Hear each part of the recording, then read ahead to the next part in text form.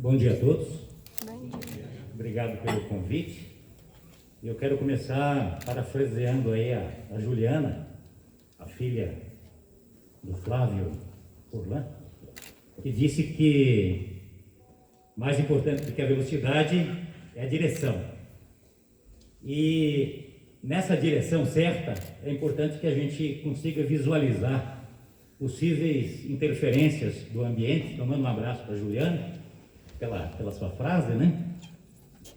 E eu fiz um tema aqui chamado crescimento econômico como requisito para a estabilidade. Eu podia ter invertido, eu fiz de propósito. Podia ter colocado a estabilidade como um requisito aí para o crescimento econômico, mas eu inverti propositalmente. Então eu vou tentar fazer uma apresentação rápida para abrir um espaço para perguntas, porque é muito enriquecedor as perguntas que vocês podem e devem fazer.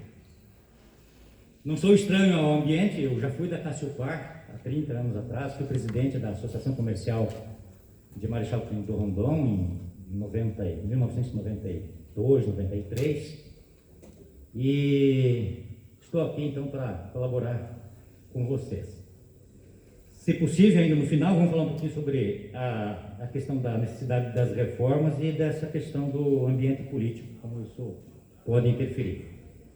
Eu dividi os riscos dessa direção certa para que possamos avançar e evoluir em dois tipos de risco. Um relacionado ao setor externo da economia e outro ao setor interno da economia. O setor externo envolve aí balanço de pagamentos, então o equilíbrio do balanço de pagamento, reservas cambiais, taxa de câmbio e dívida externa.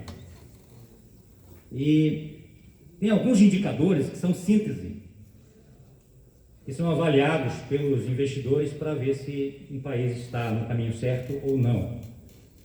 Um desses indicadores é a relação dívida externa por exportações. E nós estamos com uma relação 1. O que significa uma relação 1? Um ano de exportação paga a nossa dívida externa. Então, nossa relação está ótima, excelente. Houve momentos da história do Brasil em que essa relação chegou a 5. 5 anos de exportação para pagar a dívida externa. Essa relação está ótima, excelente, e movimentar esta relação não é um processo fácil. Então, trazer de uma situação de 3 para 2, para 1, é muito difícil. Nós estamos numa relação muito boa. Então, uma relação síntese. A outra relação importante e que é analisada é essa relação do déficit em contas correntes divididos pelo PIB. Já vou mostrar o que são contas correntes. Nós estamos falando do setor externo. Então, esta relação déficit em contas correntes dividido pelo PIB é uma relação que, quando passa de 3, acende o sinal amarelo. Quando passa de 4, 5, acende o sinal vermelho. Ou seja, os financiadores internacionais, eles se negam, né? Eles fogem de um país que tem uma relação de déficit em contas correntes dividido pelo PIB acima de 4. A nossa relação está em 1,09. Uma situação excelente nesse sentido. Um outro aspecto é relacionado à dívida externa, sob o ponto de vista se é uma dívida externa pública ou uma dívida externa privada. A soma das duas dá o total da dívida externa. E nós estamos numa situação em que a dívida externa pública ela é irrisória no cômputo geral. Chega em torno de 12%, 13% da nossa dívida externa é pública.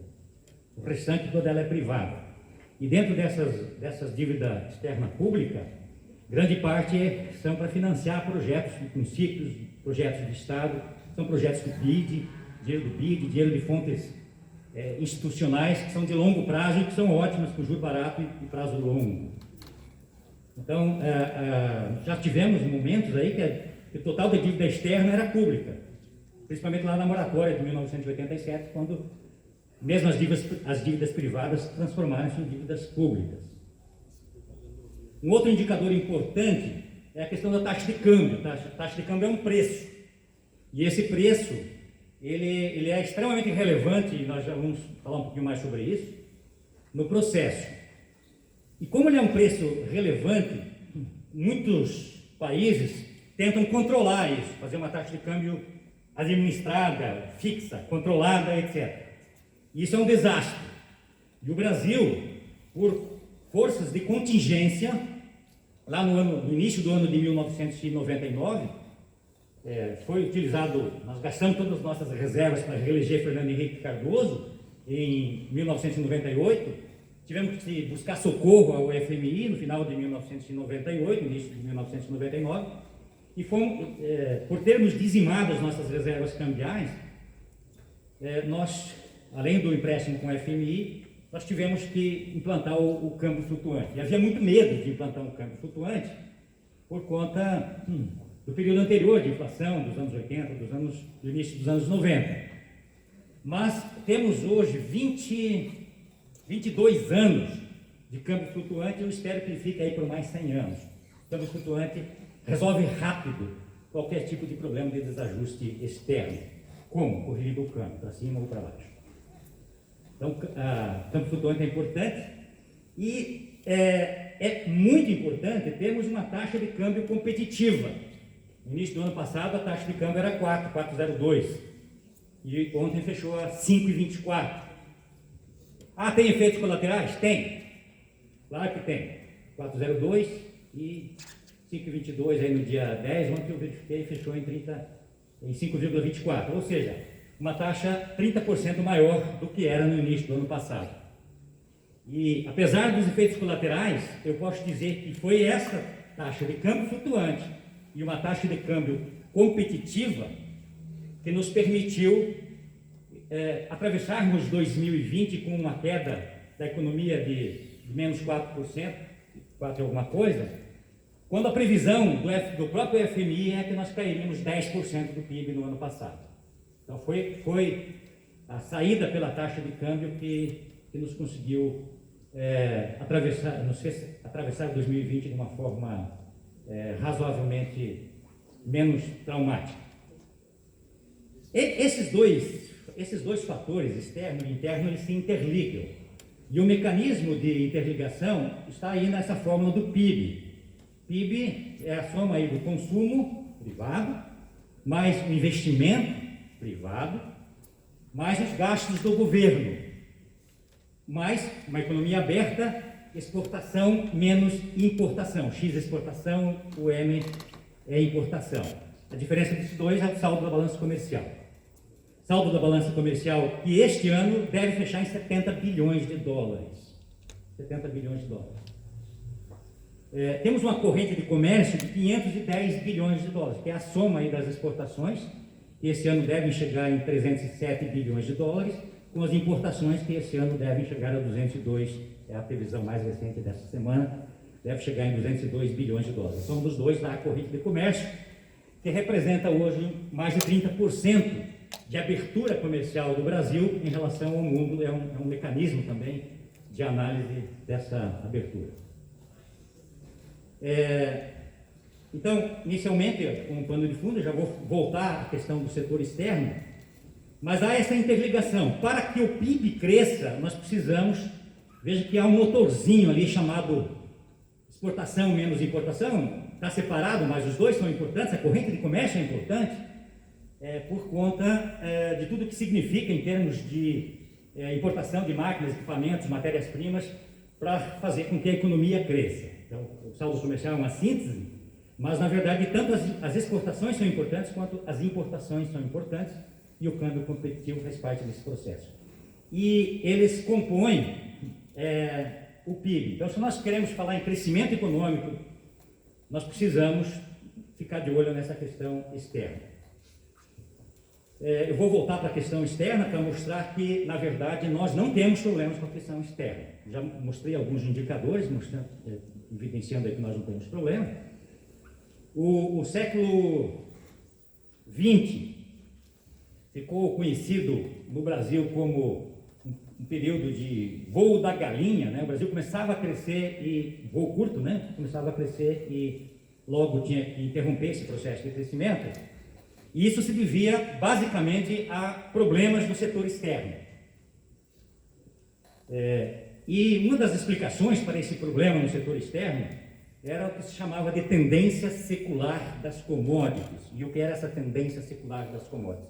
As commodities cada vez valendo menos, enquanto os bens tecnológicos e industriais cada vez valendo mais. Isso foi interrompido no final do século passado e no início desse ano. E foi interrompido por quem?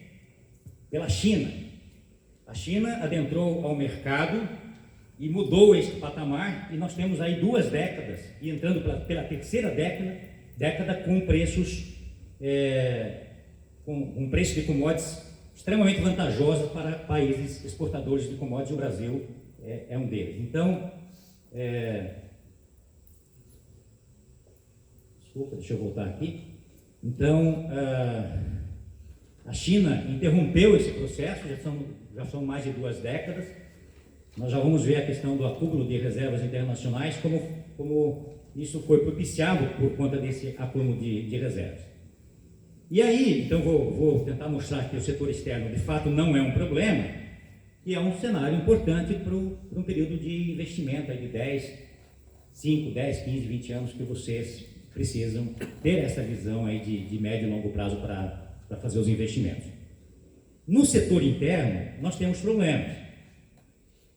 Eu vou mostrar a questão do déficit público e a relação com a dívida interna. Então, quem faz aumentar a dívida interna é o déficit público.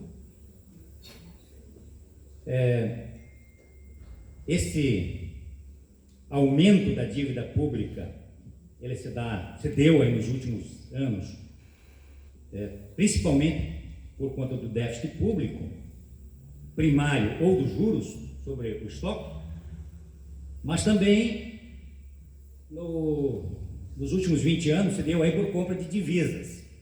Nós saímos lá de 99 com as divisas praticamente zeradas, acho que tinha 12, 13 bilhões de dólares, e chegamos a 380, hoje 350 bilhões de dólares. Quando o Banco Central compra esses dólares, ele emite moeda para tal, e para não deixar gerar inflação, ele emite títulos públicos para enxugar essa liquidez excessiva. Então, se você pegar 350 bilhões de dólares, 300 para facilitar a minha conta aqui, 300 vezes 5, são 1,5 trilhão de reais da nossa dívida pública interna, que foi originada por conta dessas divisas. Um outro problema seríssimo que nós tivemos de 2009 até 2016, praticamente, foi a capitalização do BNDES. De 2000 a 2009, o total de ativos do BNDES era em torno de 100 bilhões de reais. E saiu de 100 para 600 nesse período de 2009 a 2016. Como? Emitindo títulos públicos, gerando dívida pública interna e capitalizando o BNDES. 500 bilhões, então, se deveu ao processo de capitalização do BNDES, e que foi interrompido e começou um processo inverso de 2000, depois que o Temer assumiu, 2017 para cá, está se tentando colocar o BNDES, importante mecanismo, o BNDES, né? Para o financiamento das empresas e dos projetos, mas colocando isso num patamar não excessivo como foi nesse período de 2009 a 2016.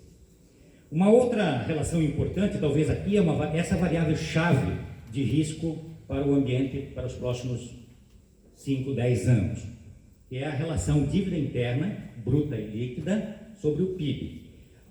Até o advento do excesso de capitalização do BNDES, se olhava muito a dívida externa líquida, porque quando você capitaliza o BNDES, isso passa a ser um haver do tesouro. Então, essa capitalização de 500 bilhões que se fez a mais no BNDES não interferiu na dívida líquida, aumentou a dívida bruta, mas aí tinha o haver, a dívida líquida não evoluía.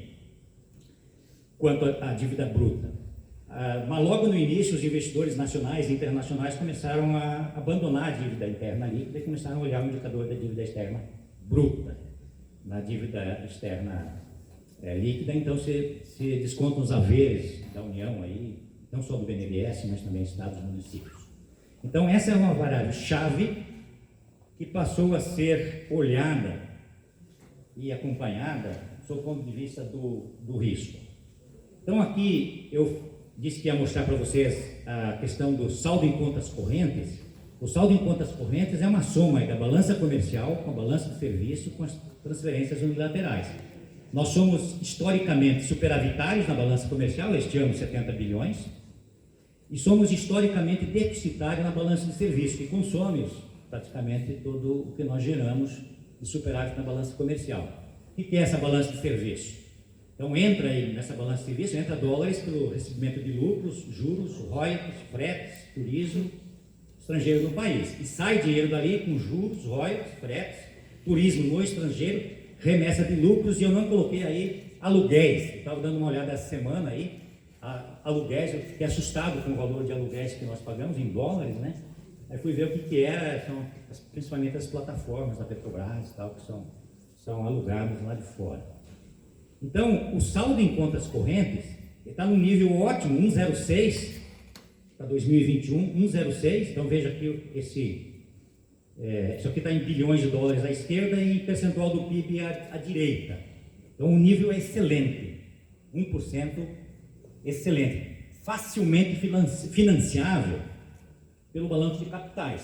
O que é o balanço de capitais? São os empréstimos internacionais que você capta lá fora e o investimento estrangeiro direto. Então, 1% do PIB facilmente financiável, 4% do PIB, 5% do PIB não financiável, o efeito vem com uma bola de neve, etc.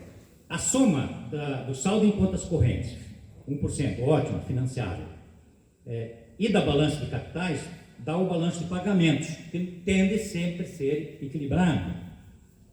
Quando não é, quando tem déficit em balanço de pagamentos, diminui as reservas cambiais. Quando tem superávit na balança de pagamentos, você não tem muito controle, muitas vezes, sobre o investimento, tem as privatizações, etc., o investimento estrangeiro direto vem, e aí, quando tem sobra de recursos, isso vira reservas cambiais. As nossas reservas cambiais estavam agora, dia 9/8 de 2021, em 355,5 bilhões de dólares. É muito, é pouco. Historicamente, nos livros de economia, dizia, olha, você precisa ter no mínimo 4 meses de importação.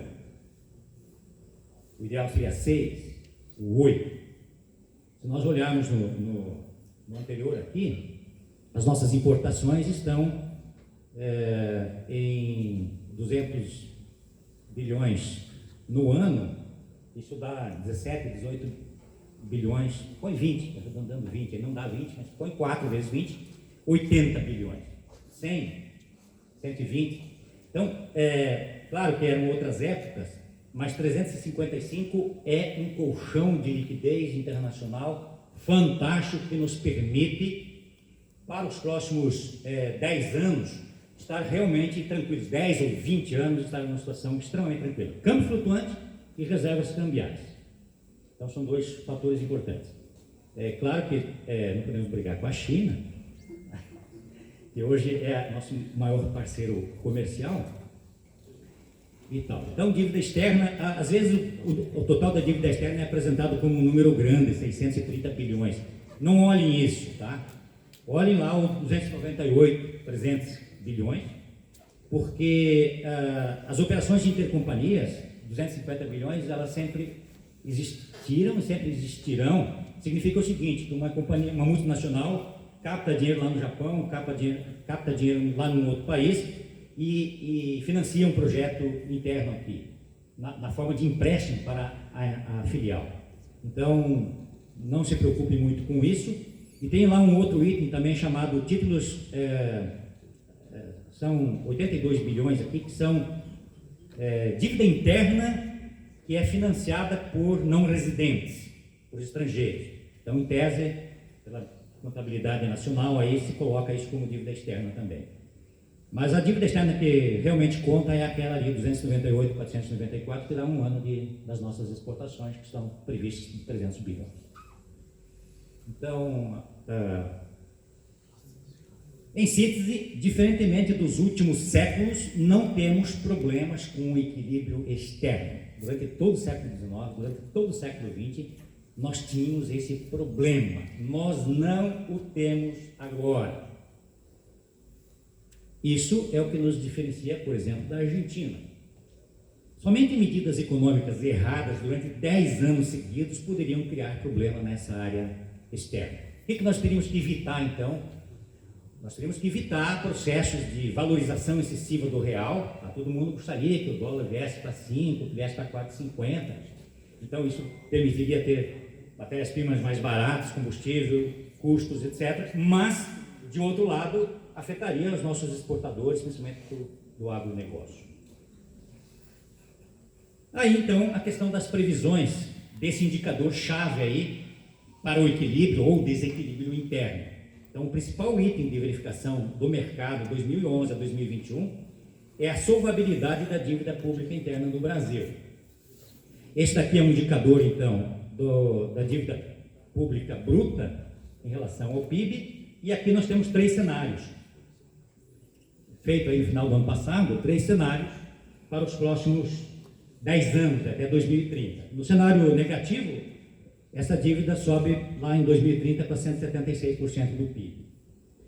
Ela saiu aí de 75,8% em 2019, ela não foi para 92,2% em 2020, que era uma previsão que fosse, já vou mostrar o número correto, mas aí no cenário esperado chegaria em 117% em 2030, e no cenário otimista chegaria em 80%, ou chegará em 81% do PIB em 2030.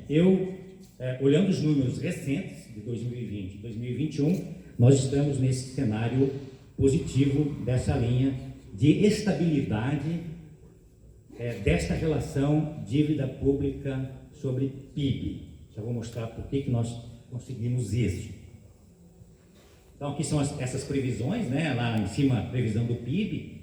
Em 2020 havia uma previsão aí, no início do ano de 10% de queda, depois esse 4,98 também não se confirmou, foi menos, e essa dívida bruta do governo geral, como um percentual do PIB, veja que 2020 aqui havia a previsão lá de 92%, 93%, também não se confirmou.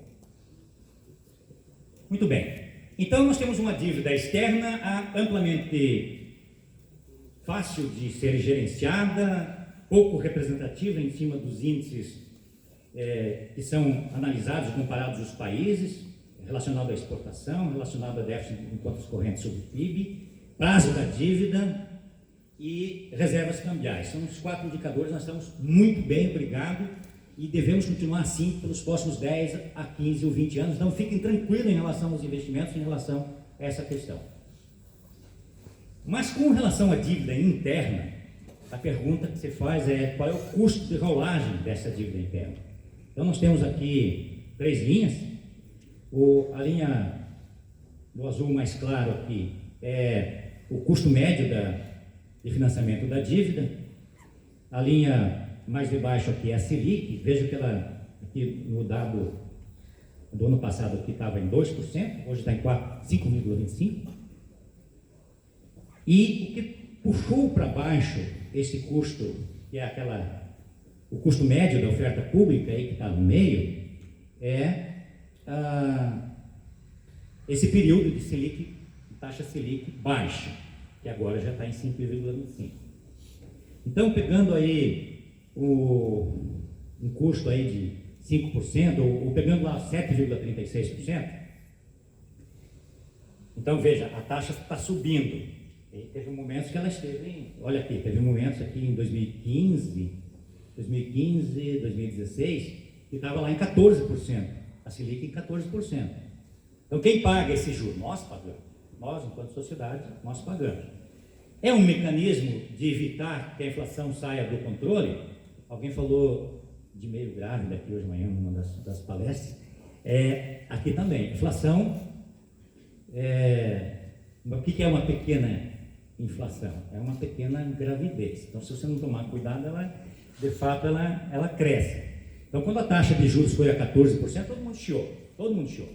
Mas aí, depois, no instante seguinte, a inflação veio para patamares aceitáveis. Então, não interessa para o Banco Central, não interessa para o governo subir taxa de juros, mas se não subir, mais à frente vai ter que subir em níveis mais fortes, mais exagerados.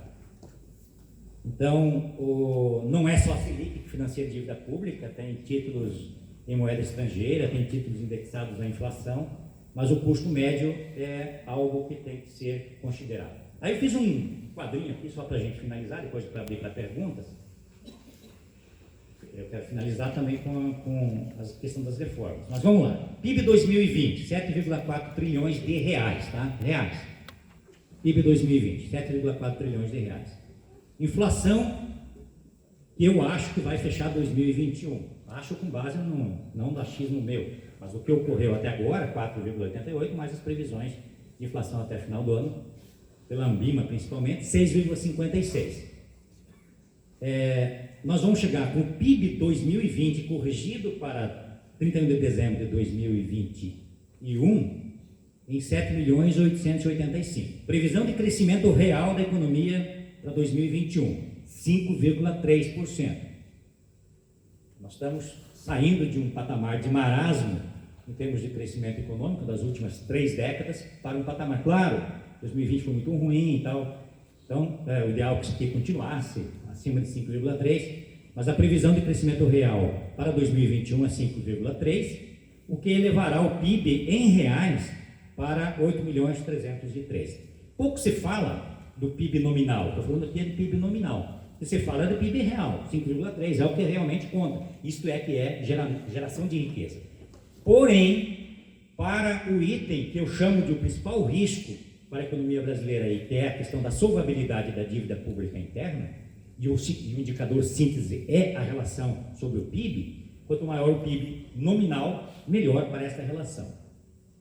Dá um PIB aí de 2021, aí, depende do câmbio que você pega, né, de 1,6 trilhão de dólares, e a nossa dívida interna bruta, 89,3% é o que fechou 2020, então não fechou naquele 92, aquelas previsões catastróficas para 176 em 2030 e tal, fechou em 89,3%, e com esse custo da dívida aí de 7,64%, eu peguei o patamar maior, que a Selic está subindo, daí é 505 bilhões de reais de juros para fins da dívida interna, 2021, esse ano, nós estamos hoje 14 de agosto de 2021, 505 bilhões de juros da dívida interna. O déficit primário de 2021 deve fechar em 155 bilhões de reais. O que é o déficit primário? Total de receita de todos, União, Estados, municípios, estatais, total de receitas menos total de despesas, exceto juros. É o primário. E nem deveria ficar olhando o primário. O mundo inteiro olha o déficit nominal. Mas no Brasil, você trabalhou com essa questão de superávit primário, que não é superávit coisa nenhuma, porque não está uma das principais despesas, que é o juro. Mas vamos lá, 155 de déficit primário, mais 505 de juros da dívida, vai dar um déficit nominal de 660 bilhões de reais, 8% do PIB. Vai elevar a nossa dívida, final de 2021, para 7 trilhões 268 bilhões de reais. Como o PIB vai chegar em final de 2021 a 8,3 trilhões de reais, esta relação vai para 87,53. Então vejam lá em cima, 89,3, previsão que fosse a 110, 130, 157 em 2030. De 2020 para 2021 nós vamos conseguir diminuir esta relação dívida-PIB. Quem olha lá de fora não acredita o que é que foi feito. Não consegue entender como é que nós conseguimos isso. Grande parte da resposta está nessa questão das exportações, um pouco da resposta está na na venda de reservas, 30, 40 bilhões de diminuição das reservas, repasses do superávit do Banco Central, 350 bilhões de superávit que o Banco Central teve. Quando o dólar saiu de 4 para 5,24, como fechou ontem, isso contabilmente é um lucro do Banco Central, porque ele tem o ativo dólar que teve uma valorização. Então o Banco Central não gasta todos esses lucros para repasse para o Tesouro, mas houve um repasse para o Tesouro.